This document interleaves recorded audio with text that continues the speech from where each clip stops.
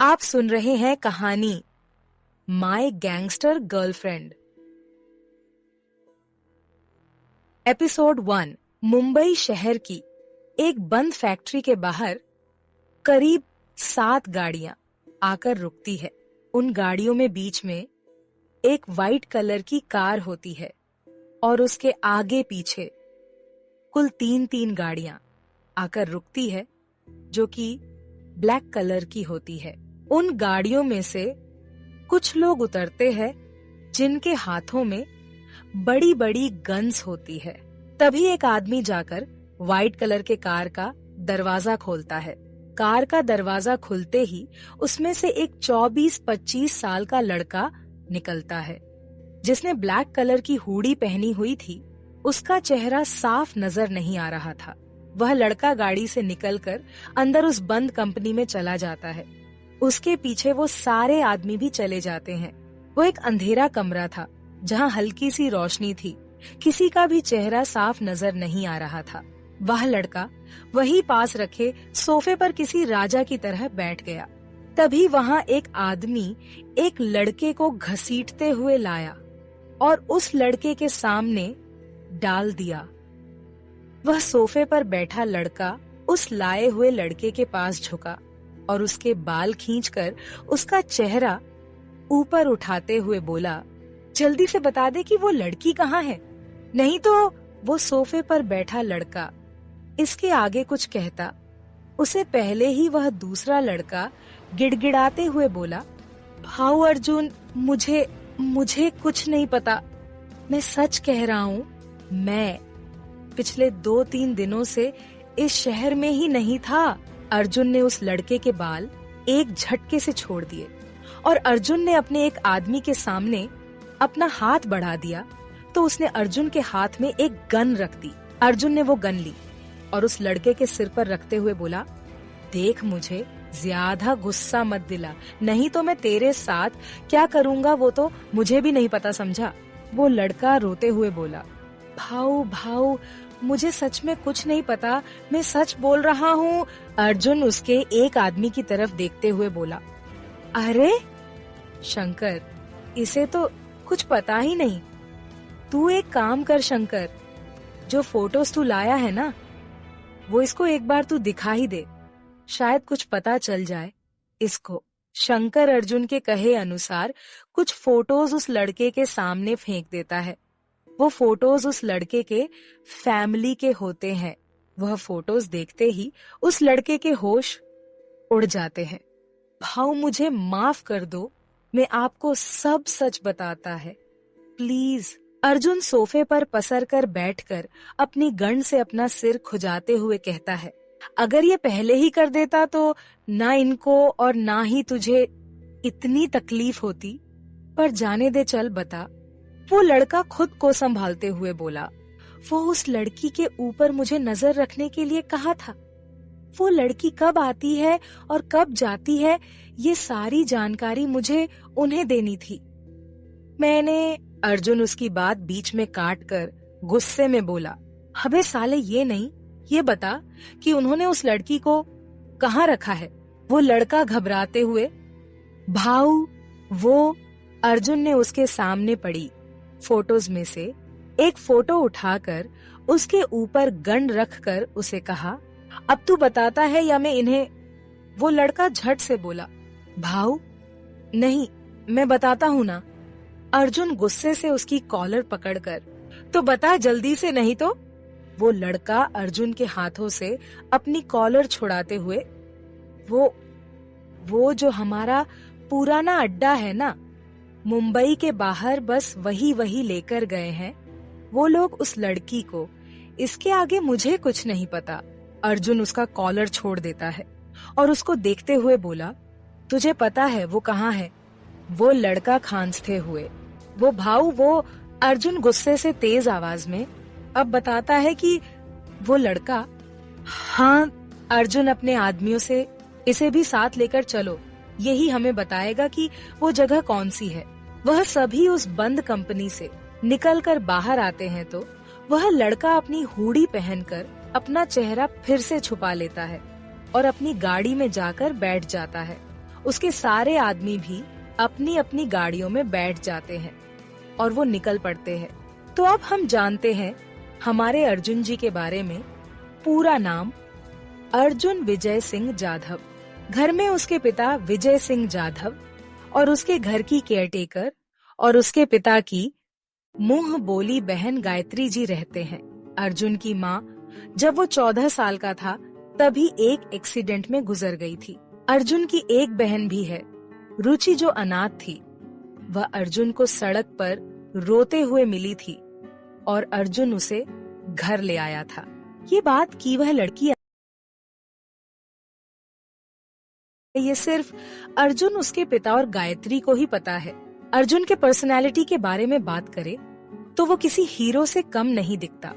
कद 6 फुट, अच्छी हीरो जैसी बॉडी, पर सबसे अच्छी बात थी उसकी वो 2 नीली नीली आंखें जिस पर कोई भी लड़की मर जाएगी। अर्जुन की 2 पहचान है। पहली, वो मुंबई की टॉप कंपनी एजे का मालिक है, मतलब कि दी बिजनेसमैन किंग अर्जुन जाधव है।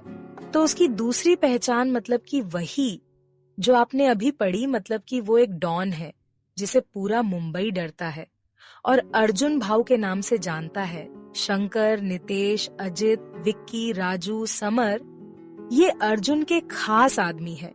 पालघर का एक प्यारा छोटा सा घर जहां एक लड़की अपने घर का दरवाजा बंद करके अपना फोन उठाती है और बिना नंबर देखे कान से लगाकर बाहर चलते हुए बोलती है, हेलो, श्वेता बोल रही हूँ, आप कौन? दूसरी तरफ से आवाज आती है, मेरी माँ, फोन उठाने से पहले एक बार नाम तो देख लिया करो। अक्षत बोल रहा हूँ, अक्षत। श्वेता थोड़ा नरमी से, अच्छा तो तू बोल रहा है? अक्षत गुस्से से, दी कहाँ है आप?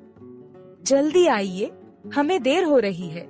जरा सामने तो देख गधे। अक्षत ने सामने देखा तो श्वेता मुस्कुराते हुए फोन काट के जेब में रखते हुए उसके पास आकर खड़ी हो गई। उसने अक्षत को एक प्यारी सी स्माइल दी तो अक्षत ने मुंह बनाते हुए कहा, क्या दी? कितनी देर कर दी? अरे वो, अक्षत उसकी बात बीच में काट कर उसे थोड़ी दूर जाकर ऊपर से नीचे तक उसे देखते हुए, दीदू, कहाँ का राजा आपको देखने आ रहा है? श्वेता हैरानी से, क्या क्या कहा तूने? अक्षत इधर उधर देखते हुए, कहाँ दीदू? मैंने तो कुछ नहीं कहा। श्वेता उसे घूरते हुए, नहीं, तूने कहा कि मुझे कोई राजा देखने आ रहा है ना? अक्षत अपना सिर खुजाते हुए, कुछ नहीं दीदू, आप भी क्या क्या लेकर बैठ जाती हो? चलो, अब देर हो रही है। श्वेता उसे घूरते हुए, अक्षत उसे देखकर, दीदू, मुझे घूरना बंद करो और चलो।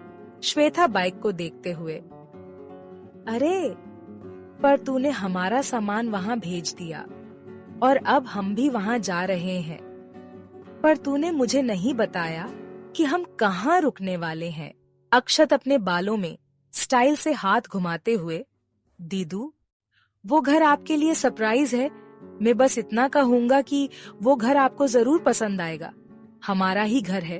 जब मैं 10 साल का था तब वहाँ गया था। अब आप चलो तो सही। श्वेता उसे और कुछ कहती कि तभी उसे एहसास होता है कि कोई उसके पीछे उसके बहुत करीब खड़ा है। वो दूर होते हुए पीछे पलटकर देखती है तो उसे एक लड़का दिखता है जो कि अपने चमचों के साथ उसके पीछे खड़ा था। श्वेता उसे गुस्से से, रॉकी, तुम यहाँ क्या कर रहे हो? रॉकी हंसते हुए श्वेता के बालों को छूते हुए, अपनी जानेमन का दीदार। श्वेता गुस्से से, तुम्हें कितनी बार कहा है मुझे छुओ मत और मुझसे दूर रहा करो, पर इस बात का उसे कुछ भी फर्क नहीं पड़ता। उल्टा वो और जोर से हंसने लगता है और उसके साथ वो बाकी के चमचे भी हंसने लगते हैं। फिर रॉकी उसे देखते हुए, तुम्हारी इसी अदा पर तो हम फिदा है। जहां लड़कियां मुझे देखकर डर जाती है, वहीं तुम हमारे सामने खड़ी रहकर हमारी आंखों में आंखें डालकर हमें ही उल्टा सीधा सुना रही हो। श्वेता गुस्से से उसे बोली, मैं तुम्हें नहीं छोड़ूंगी। तो रॉकी कमीनेपन से हंसते हुए बोला, पहले पकड़ तो लो जाने मन। श्वेता उसे उंगली दिखाते हुए यू। वहां का माहौल देखकर अक्षत बिना देर किए श्वेता की बात काटते हुए अपनी बुलेट स्टार्ट करके श्वेता को जबरदस्ती अपने पीछे बिठाकर फुल स्पीड में वहां से निकल जाता है। रॉकी उन्हें जाता हुआ देखकर जोर जोर से चिल्लाते हुए, चाहे जितनी भी कोशिश कर लीजिए साले साहब, एक न एक दिन इनकी शादी तो हमसे ही होगी। और वो फिर से हंसने लगता है। श्वेता अक्षत को गुस्से से डांटते हुए, तुम्हें क्या जरूरत थी वहाँ से ऐसे निकलने की? अभी मैं उसकी अक्ल ठिकाने लगा देती ना। आया बड़ा मुझसे शादी करने वाला। अरे दीदू आप चिल करो ना। आप पाप से क्या कहान था भूल गई क्या? आपने पापा से कहा था कि आप कोशिश करेंगी कि जब तक वो दोनों अपनी यात्रा से वापस नहीं आ जाते आप किसी से कोई झगड़ा ना करे। हाँ याद है मुझे पापा के चमचे। दीदू चलो छोड़ो ना ये सब। श्वेता एकदम मासूम सा मुंह बनाते हुए, तुझे तो पता है ना कि मैं तो कभी भी झगड़ा नहीं करती, मैं तो एकदम सीधी साधी भोली भाली लड़की हूँ। अक्षत श्वेता को एक नजर देखते हुए बोलता है, दीदू आप मेरे सामने तो एक्टिंग रहने ही दो, क्योंकि आप क्या हो ये सिर्फ मैं जानता हूँ, तो आप तो चुप ही रहिए। ये सुनकर श्वेता का मुंह बन जाता है तो अक्षत उससे कहता है, अरे दीदू आप ये सब छोड़ो, आप ये सोचो कि हम मुंबई जा रहे हैं और हमें सपनों के शहर में कितना मजा आएगा। अक्षत और श्वेता दोनों निकल पड़े हैं मुंबई आने के लिए। तो अब जानते हैं श्वेता के बारे में। पूरा नाम है श्वेता पटेल। घर में मम्मी पापा और एक छोटा भाई अक्षत है। श्वेता की बात करें तो कद 5 फुट 3 इंच, लंबे कमर तक आते बाल, होठों के ऊपर बाईं तरफ नाक के पास एक प्यारा सा तिल, और सबसे अच्छी चीज उसकी स्माइल जो न जाने कितने लड़कों के दिल पर सीधा वार करती थी। श्वेता को हमेशा सिंपल रहना ही पसंद था। श्वेता उसके मम्मी पापा की इकलौती बेटी है और अक्षत उसके बड़े चाचा का बेटा है। श्वेता के बड़े चाचा और उनकी पत्नी की मौत एक एक्सीडेंट में हुई थी। तब से अक्षत को श्वेता ने ही संभाला है। श्वेता और अक्षत एक दूसरे पर जान छिड़कते हैं। अब बात करते हैं रॉकी की। तो रॉकी पालघर का एक नामी दबंग है, जिसके वजह से हर कोई उससे डरता है। उसकी नजर श्वेता पर जब वो कॉलेज में थी तब से है, पर हर बार जब श्वेता घर से बाहर जाती तो उसके पापा उसके साथ जाते, और इसी वजह से ही वो उसे दूर जरूर रहता था, क्योंकि श्वेता के पापा बॉक्सिंग में चैंपियन थे और एक बार उसने श्वेता के कारण उनसे मार भी खाई थी, तो उस वजह से भी थोड़ा सा डरता था श्वेता के पापा से। पर अब जब वो बाहर गए हैं तो उसे किसी का भी डर नहीं है, इसलिए उसकी बदतमीजी बहुत बढ़ गई है। रॉकी से सब डरते हैं, यहाँ तक कि पुलिस भी उसके साथ ही है, तो कोई भी कुछ नहीं कर सकता, और इसलिए रॉकी हर बार अपनी मनमानी करता है। अब अगर बात करें श्वेता की, तो भी डरपोक तो बिल्कुल नहीं थी, पर कहीं न कहीं उसे भी ये पता है कि रॉकी से पंगा लेना उसके परिवार के लिए खतरनाक साबित हो सकता है। इसलिए वह हर बार अपने गुस्सा कंट्रोल करने की कोशिश करती है। आगे क्या होगा? क्या अर्जुन उस लड़की को बचा पाएगा या नहीं? आगे क्या हुआ ये जानने के लिए सुनिए अगले एपिसोड। सिर्फ प्रतिलिपि मुंबई से थोड़ी दूर अर्जुन और उसके आदमी उस बंद कंपनी के सामने होते हैं। एक आदमी आकर अर्जुन की गाड़ी का दरवाजा खोलता है। अर्जुन गाड़ी से बाहर आकर अपने आदमियों को कुछ समझाता है और वो बिना डरे उस कंपनी में अंदर चला जाता है। उसके पीछे उसके सारे आदमी भी उस कंपनी के अंदर चले जाते हैं। उस कंपनी के अंदर जाते ही वहां मौजूद सारे लोग अर्जुन और उसके सारे आदमियों पर गन तान देते हैं, पर तभी राजू उनके पीछे से जाकर उनके बॉस बाबजी के सिर पर गन रख देता है और उसके सारे आदमियों से कहता है, चलो सब अपनी अपनी गन फेंक दो, नहीं तो तुम्हारा ये बॉस तो गया, समझे? तभी बाबजी घबराए हुए बोले, सालो जल्दी से गन नीचे फेंको। ये सुनते ही बाबजी के सारे आदमी अपनी अपनी गन नीचे फेंक देते हैं और अर्जुन का एक आदमी वो सारी गन्स उठाकर एक तरफ कर देता है। वही दूसरा आदमी बाबजी के बाकी सभी आदमियों को एक कमरे में ले जाकर बंद कर देता है। अर्जुन वहीं पास रखी कुर्सी पर बैठ जाता है और अपने चेहरे पर से वो नकाब हटाता है। राजू बाबजी को लाकर अर्जुन के सामने डाल देता है तो अर्जुन गुस्से उसे पूछता है, जल्दी से बता दे, वो लड़की कहाँ है? बाबजी गुस्से से अपने दांत पिसते हुए बोला, कौन सी लड़की? अपुन को किसी लड़की के बारे में नहीं पता। अपुन को लगता है किसी ने तेरे को गलत खबर दी है। ये सुनते ही अर्जुन का गुस्सा 7वें आसमान पर पहुंच गया। अर्जुन अपनी जगह से उठा और उसने बापजी का कॉलर पकड़ के उठाया और उस पर मुक्कों की बरसात कर दी। उसके नाक और मुंह से खून निकलने लगा।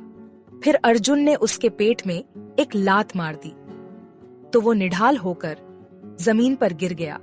तो अर्जुन उसके पास बैठा और उसे बोला, अब तो तुझे याद आ गया होगा कि मैं किस लड़की की बात कर रहा हूँ, या तुझे और याद दिलाऊं? बापजी अधमरा सा हो गया था और अब उसमें और मार खाने की हिम्मत नहीं थी। वो बहुत ही डर गया था। तो वो डरते हुए लड़खड़ाती जबान से एक बंद दरवाजे की तरफ इशारा करते हुए बोला, वो उस कमरे में है। ये सुनते ही अर्जुन ने राजू को कुछ इशारा किया तो राजू उस बंद कमरे की तरफ बढ़ गया। जब उसने वो दरवाजा खोला तो उसे एक लड़की दिखी जो कुर्सी पर बंधी हुई थी और उसकी आंखें बंद थीं। राजू बिना देर किए उसके पास गया और उसके हाथ पैर खोलकर उसे होश में लाने की कोशिश करने लगा, पर वो होश में नहीं आ रही थी। तो राजू उसे अपनी बाहों में उठाकर बाहर लाया और अर्जुन की ओर देखकर बोला, भाऊ, ये तो बेहोश है। मैंने बहुत कोशिश की इसे होश में लाने की, पर अर्जुन उसकी बात बीच में काटकर बोला, इसे हॉस्पिटल ले जाओ अभी। राजू ये सुनते ही उस लड़की को लेकर वहां से चला गया। अर्जुन उसके जाने के बाद फिर से अपना चेहरा अपनी हुडी में छुपाया और वहां से बाहर जाने लगा तो समर उसे वहां से जाते हुए देखकर बापजी की तरफ इशारा करते हुए बोला, भाऊ, अब इसका क्या करें?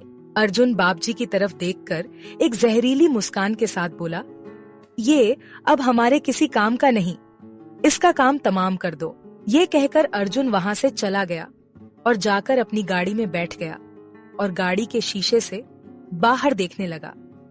थोड़ी देर बाद गोलियों की आवाज आई और बापजी का एक दिल दहलाने वाली चीख सुनाई दिया और सब खत्म।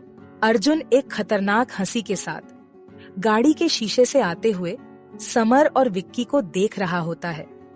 समर और विक्की वहां से बाहर आकर अपनी गाड़ियों में बैठ जाते हैं। शंकर, जो अर्जुन के साथ उसके गाड़ी में बैठा था, वो अर्जुन से बोला, भाई, अब किधर जाना है? अर्जुन गाड़ी के सीट से अपना सिर टिकाकर अपनी आंखें बंद करते हुए बोला, हॉस्पिटल चलो। शंकर बिना कुछ कहे गाड़ी हॉस्पिटल की तरफ मोड़ दी। मुंबई हाईवे से थोड़ी दूर श्वेता और अक्षत मुंबई की ओर बढ़ रहे थे। अक्षत देखता है कि श्वेता कहीं खोई हुई सी है तो वो श्वेता से कहता है, दीदू, क्या सोच रही हो? कहाँ खो गई आप दीदू? श्वेता अक्षत से कुछ भी नहीं छुपाती थी तो वो वैसे ही खोई हुई से बोली, आशु, आज सुबह मैंने फिर से वही सपना देखा। अक्षत बेफिक्र सा पूछा, मतलब फिर से वही 2 नीली आंखें? श्वेता उन नीली आंखों को याद करते हुए बोली, हाँ, वही आंखें। अक्षत बोला, क्या दीदू, हर बार वही सपना? और वो सपना आता है तो आपको उसके आंखों के सिवाय कुछ और नहीं दिखता क्या? तो श्वेता बोली, नहीं आशु, मुझे बस उस नकाब में से उसकी 2 नीली आंखें नजर आती है और जब मैं उसका नकाब हटाने ही वाली होती हूँ तो सपना टूट जाता है। आशु एक शरारती मुस्कान के साथ बोला, दीदू, आई थिंक ये आपके लिए एक हिंट है। श्वेता हैरानी से बोली, कैसी हिंट? तो अक्षत हंसते हुए बोला, दीदू, कहीं वो नीली आंखें आपके होने वाले राजा की तो नहीं? श्वेता उसके सिर पर तपली मारते हुए बोली, गधे, इसके सिवाय कुछ सूझता भी है या नहीं तुमको? अक्षत अपना सिर पकड़ते हुए बोला, तो फिर आप ही बता दो उस सपने का मतलब। श्वेता मुंह बनाकर बोली, चुपचाप गाड़ी चला। अपना ये छोटा सा दिमाग चलाने की कोई जरूरत नहीं है, समझे? ये सुनते ही अक्षत का मुंह बन जाता है और श्वेता उसका बना हुआ मुंह देखकर हंसने लगती है। श्वेता को हंसते हुए देखकर अक्षत चिढ़ जाता है और बिना कुछ बोले चुपचाप गाड़ी चलाने लगता है। कौन है वो नीली आंखों वाला लड़का? क्या कभी श्वेता उससे मिल पाएगी? जानने के लिए सुने अगला एपिसोड सिर्फ प्रति। संजीवनी हॉस्पिटल मुंबई।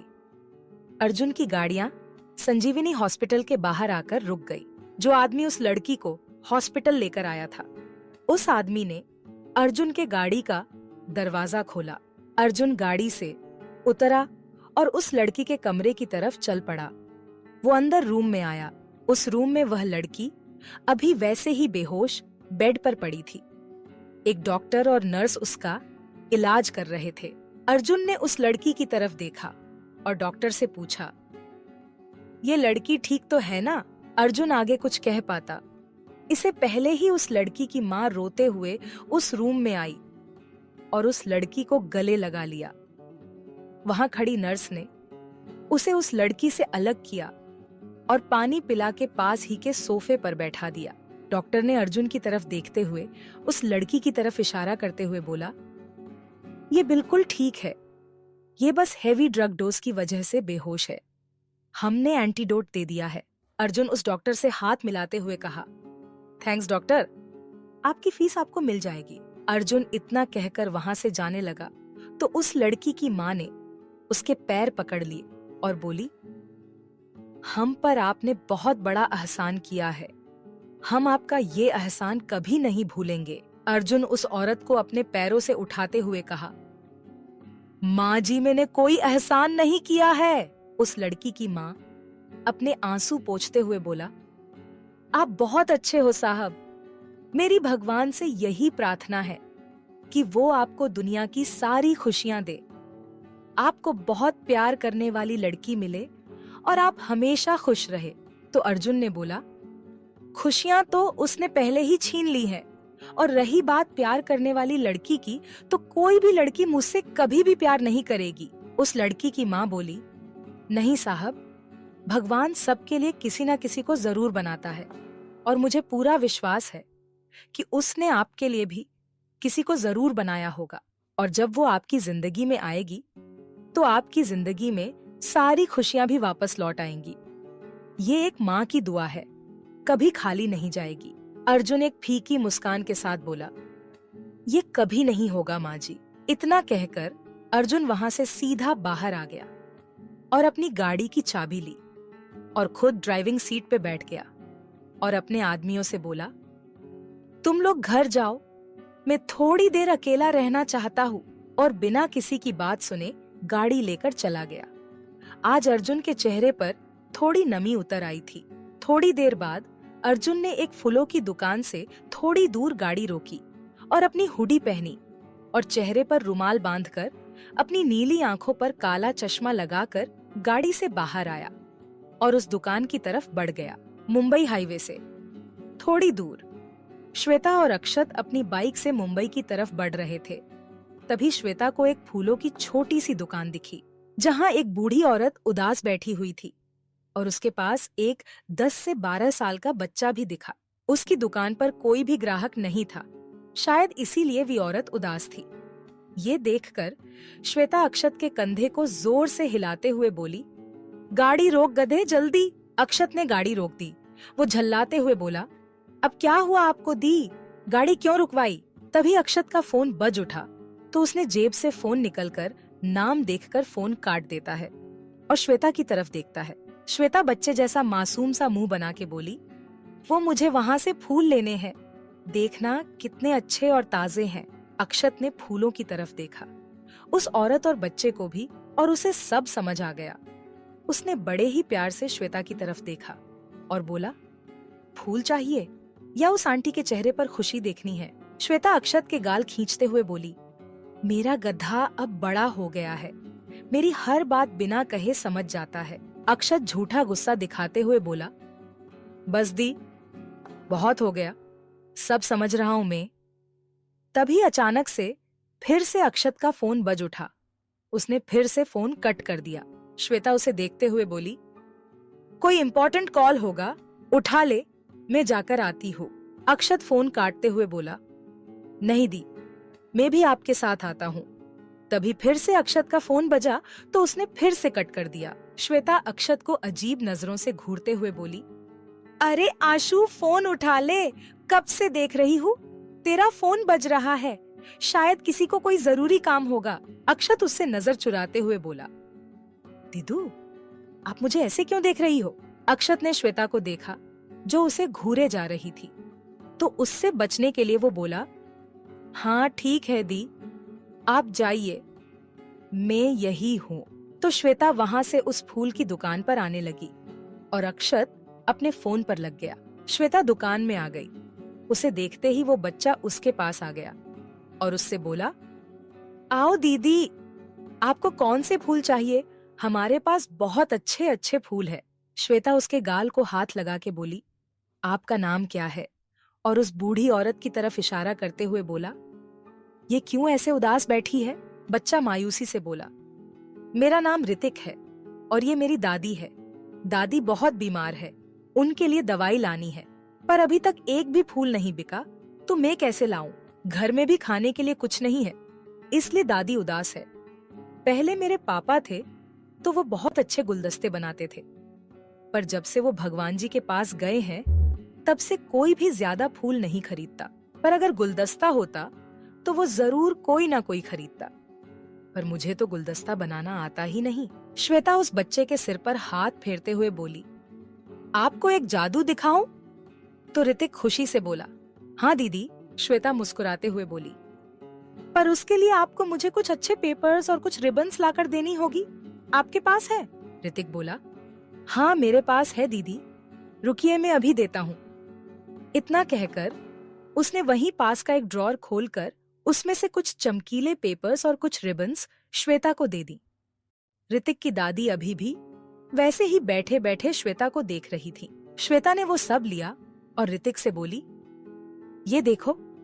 श्वेता ने सबसे पहले एक पेपर नीचे टेबल पर रखा और फिर उसके ऊपर वहां से कुछ फूल सलीके से रखे और फिर उस पेपर को अच्छे से लपेटा और वो रिबन बांध दी।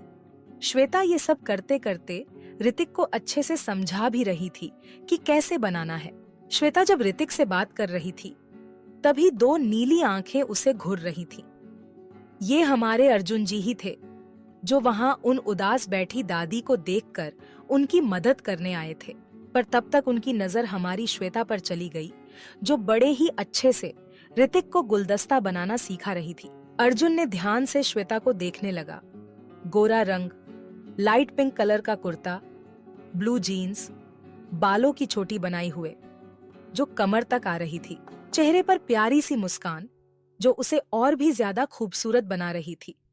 अर्जुन की तो श्वेता से नजर ही नहीं हट रही थी। उसे महसूस हुआ कि उसका दिल बहुत तेजी से धड़क रहा है। गुलदस्ता तैयार होने के बाद श्वेता ऋतिक से बोली, देखो कितना आसान है, अब तुम बना के दिखाओ। ऋतिक ने उसे बहुत ही अच्छा सा गुलदस्ता बनाया और खुशी से श्वेता को दिखाते हुए बोला, दीदी ये तो बहुत आसान है, ये देखो मैंने बनाया है।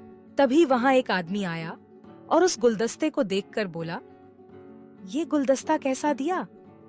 तो श्वेता बोली, 200 रुपए का एक। वो आदमी बोला, ठीक है, ये वाला दे दीजिए। उसने 200 रुपए दिए और जो गुलदस्ता ऋतिक ने बनाया था वो लेकर चला गया। ऋतिक खुशी से कुर्सी पे चढ़कर श्वेता के गाल पर किस करते हुए बोला, थैंक यू दीदी, आप बहुत अच्छी हो। अब मैं भी गुलदस्ते बनाऊंगा और फिर मेरे सारे गुलदस्ते बिक जाएंगे और उसके पैसों से मैं दादी के लिए दवाइयाँ और खाना भी खरीदूंगा। श्वेता उसके गाल पर किस करते हुए बोला, हाँ क्यों नहीं, जरूर बनाना, पर अब मैं चलती हूँ, बाय। तभी ऋतिक की दादी जो अब तक चुप थी वो बोली, बेटा तुमने इसे इतना अच्छा गुलदस्ता बनाना सिखाया, पर हम तुम्हें कुछ भी नहीं दे सकते। श्वेता दादी का हाथ अपने सिर पर रखते हुए बोली, आप बस आशीर्वाद दे दीजिए। बस, और क्या चाहिए मुझे? ऋतिक की दादी बोली। झुक झुक ज्यों बेटा। फिर श्वेता दुकान से निकल जाती है।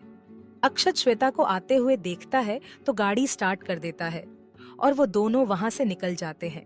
अर्जुन अभी श्वेता को ही देख रहा होता है। उसका दिल अभी भी बहुत तेजी से धड़क रहा होता है। वो श्वेता के जाने के बाद उस फूलों की दुकान पर जाता है और श्वेता ने बनाया हुआ गुलदस्ता देख के ऋतिक से कहता है, बेटा ये गुलदस्ता दे दो। अर्जुन अपनी जेब से 1-2 हजार का नोट निकलकर ऋतिक को देता है। ऋतिक नोट देखकर बोला, इसके सिर्फ 200 रुपए हुए हैं, मेरे पास छुट्टे नहीं हैं। अर्जुन एक बड़ी सी मुस्कान के साथ लेकर बाहर जाते हुए बोला, ये इस गुलदस्ते की सही कीमत है बेटा। ऋतिक कुछ समझ नहीं पता। वो नोट लेकर अर्जुन की तरफ जाते हुए बोला, पर मैं ये कैसे ले लूं? तो अर्जुन बोला, रख लो, अगली बार आऊंगा तो पैसे मत लेना। इतना कहकर अर्जुन अपनी गाड़ी में गुलदस्ता लेकर बैठ जाता है और गाड़ी लेकर वहां से निकल जाता है। ऋतिक बेचारा वहीं खड़ा होकर सिर्फ उसे देखता रहता है। अर्जुन गाड़ी चलाते हुए खुद से ही बोला, क्यों उस लड़की को देखते ही मेरी दिल की धड़कनें इतनी तेज हो गईं? क्यों मैं उससे अपनी नजर नहीं हटा पाया? क्यों उसे देखकर इतने सालों बाद मेरे दिल को यूं सुकून मिला? अर्जुन को कुछ समझ नहीं आ रहा था तो उसने अपना सिर झटका और अपने घर की तरफ निकल पड़ा। क्या अर्जुन को अपने सवालों का जवाब मिलेगा? क्या उसे पता चलेगा कि क्यों उसकी नजर श्वेता से नहीं हटी? श्वेता और अक्षत उस बंगलों पर भाग 4। श्वेता और अक्षत उस बंगलों पर पहुंच चुके थे। उन्हें वहां पहुंचते शाम हो गई थी। वो दोनों अंदर आ गए। क्योंकि वॉचमैन अक्षत को पहले से जानता था, इसलिए उसने उसे देखकर तुरंत गेट खोल दिया था। श्वेता ने उस बंगलों को देखा। उसके सामने ही गेट के पास स्वप्नलोक की नेम प्लेट लगी थी। वह 1-2 मंजिला बंगलो था जिसके सामने एक छोटा सा गार्डन था। बंगलो में एक छोटा सा किचन, एक हॉल, ऊपर छत और 3 कमरे थे। अक्षत और श्वेता जैसे ही अंदर आए तो एक बूढ़ा आदमी किचन से निकलकर आया और अक्षत से बोला, साहब ने बताया था कि आप लोग आने वाले हैं, तो मैंने वो दोनों कमरे साफ करवा दिए हैं। आप लोग सफर से थक गए होंगे तो आप जाकर हाथ मुंह धो लीजिए, हम खाना लगाते हैं। अक्षत उसे देखकर मुस्कुराते हुए बोला, ठीक है चाचा। फिर चाचा वहां से चले जाते हैं। श्वेता अक्षत को गले लगाकर खुशी से बोली, थैंक्स अक्षत, ये जगह मुझे बहुत पसंद आई। अक्षत मुस्कुराते हुए उसे और कस के गले लगाते हुए बोला, आई नो दी, मुझे पता था ये आपको बहुत पसंद आएगा, पर अब चल के फ्रेश हो जाओ क्योंकि मुझे जोरों से भूख लगी है। श्वेता अक्षत से अलग हो गई और कमरों की तरफ देखकर बोली, मेरा कमरा कहाँ है?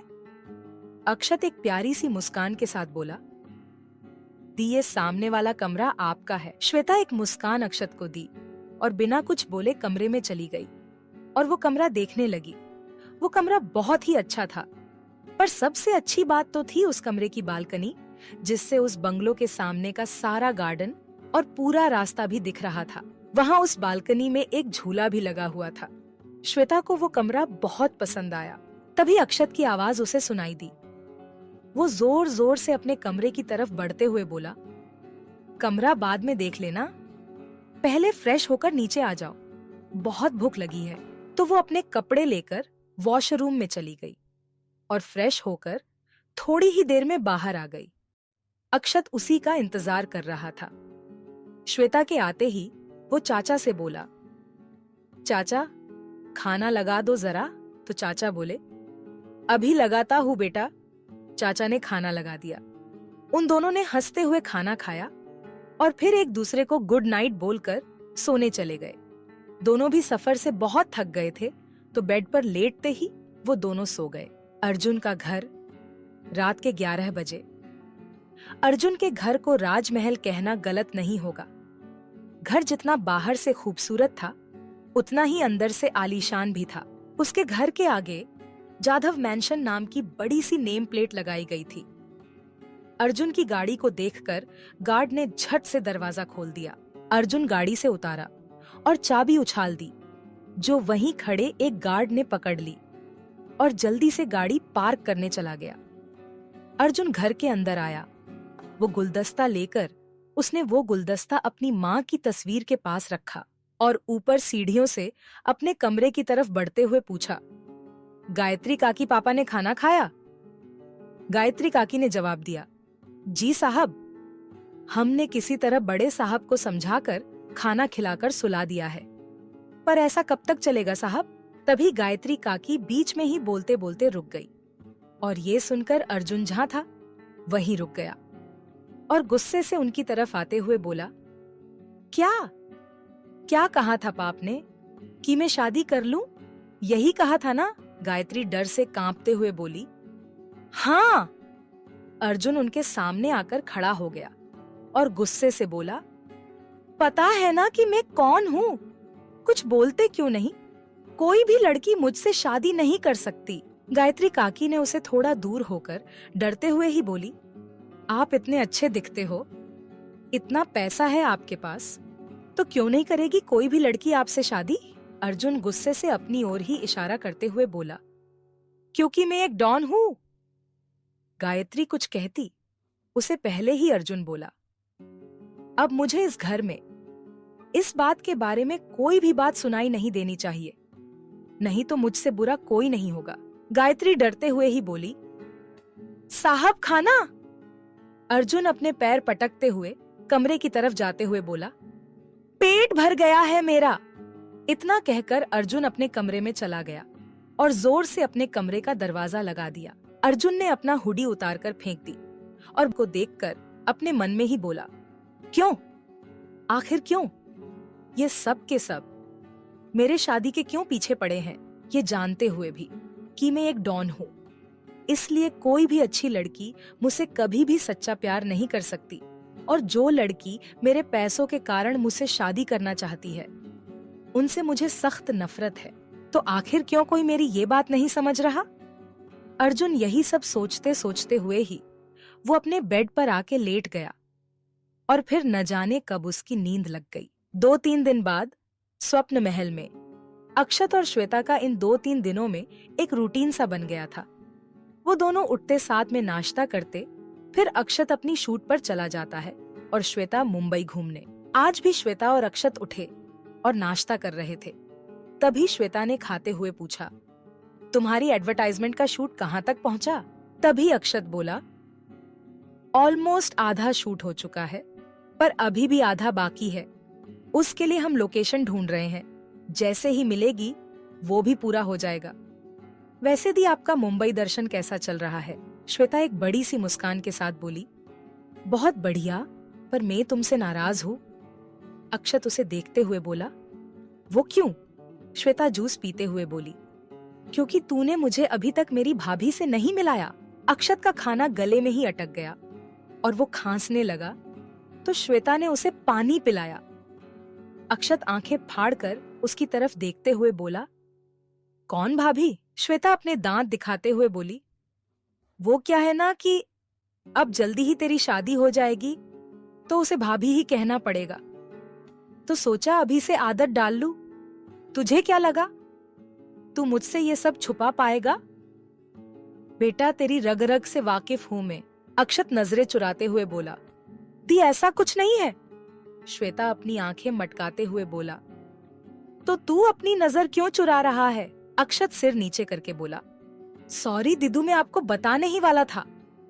तो श्वेता बोली, चल कोई ना, अब ये बता मुझे कब मिलवा रहा है मेरी भाभी से? अक्षत शर्माते हुए बोला, दी जल्दी ही मिलाऊंगा। तो श्वेता ने कहा, हाय ममेरा गधा तो शर्माना भी जानता है। अक्षत ने कुछ नहीं कहा, बस हल्का सा मुस्कुराया। उन दोनों का खाना हो गया था। उन दिनों ने हाथ धोए और फिर अक्षत श्वेता को बाएं बोलकर अपने शूट पर निकल गया और श्वेता भी घूमने के लिए निकल गई। कुछ देर बाद मुंबई के रोड पर हर दिन की तरह आज भी मुंबई के सड़कों पर ट्रैफिक थी। रेड सिग्नल था, इसलिए अर्जुन अपनी गाड़ी में बैठा सामने देख रहा था कि तभी सामने से रोड क्रॉस कर रही एक बूढ़ी औरत को एक बाइक उड़ाकर वहां से तेजी से निकल गई। अर्जुन जल्दी से अपनी गाड़ी से उतरा और उसे उठाकर अपनी गाड़ी की तरफ बढ़ने लगा तो उसने देखा कि एक लड़की भी उसके साथ ही उस बूढ़ी औरत की मदद कर रही है। उसने अपना स्कार्फ उस औरत के सिर पर जहां चोट लगी थी वहां बांध दिया। अर्जुन उस औरत को अपनी गाड़ी में बिठाया और खुद उस औरत के बगल में बैठ गया। तभी वही लड़की आकर दूसरी साइड से उस औरत के बगल में बैठ गई और उसे संभालने लगी।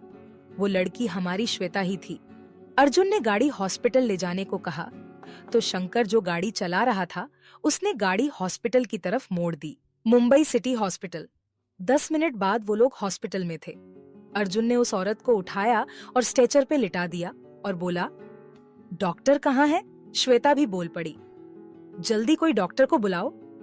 तभी एक डॉक्टर अपने केबिन से निकलकर बाहर आया तो उसे देखकर अर्जुन बोला, इन्हें देखिए डॉक्टर, इनका एक्सीडेंट हुआ है, जल्द से जल्द इनका इलाज कीजिए। डॉक्टर उस औरत को देखते हुए बोली, सॉरी सर, पर ये पुलिस केस है, इनका एक्सीडेंट हुआ है और जब तक पुलिस कंप्लेंट ना हो तब तक हम कुछ नहीं कर सकते। ये सुनते ही अर्जुन का गुस्सा 7वें आसमान पर पहुंच गया तो उसने डॉक्टर का कॉलर पकड़कर उसे ऊपर उठाते हुए बोला, यहाँ किसी की जान जा रही है और तुझे पुलिस कंप्लेंट की पड़ी है, जल्द से जल्द इनका इलाज शुरू करो। ये कहकर अर्जुन अपनी गन निकालने के लिए अपना एक हाथ पीछे कर ही रहा था कि श्वेता ने उसे उस डॉक्टर का कॉलर छोड़ने के लिए कहा, पर अर्जुन तो जैसे गुस्से से पागल हो गया था, वो कुछ भी सुने को तैयार नहीं था। तभी एक आवाज आई, एक जोरदार तप्पड़ उसे पड़ा जिसके कारण हर जगह कुछ वक्त के लिए सन्नाटा छा गया। आखिर किसने मारा था अर्जुन को थप्पड़ और इसका क्या अंजाम होगा, जानने के लिए बने रही